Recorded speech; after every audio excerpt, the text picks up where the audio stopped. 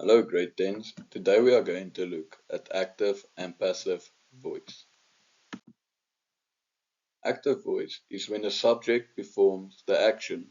The simple structure there are the subject plus the verb plus the object. For example, the boy kicked the ball. Always ask yourself who is doing the action. In this sentence, the one who is doing the action will be the boy. Always remember that. When we look at passive voice, we need to know that passive voice is when the subject of the sentence receives the action instead of doing it. The simple structure at passive voice is the object plus the form of be plus the past participle. For example, the ball is kicked by the boy.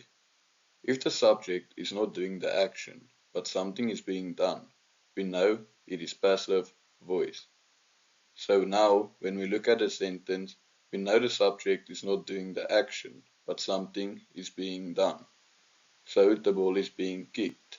That would be our action. Now it is important to know when do I use active and when do I use passive voice. We apply active and passive voice when writing reports or focusing on actions rather than the doer.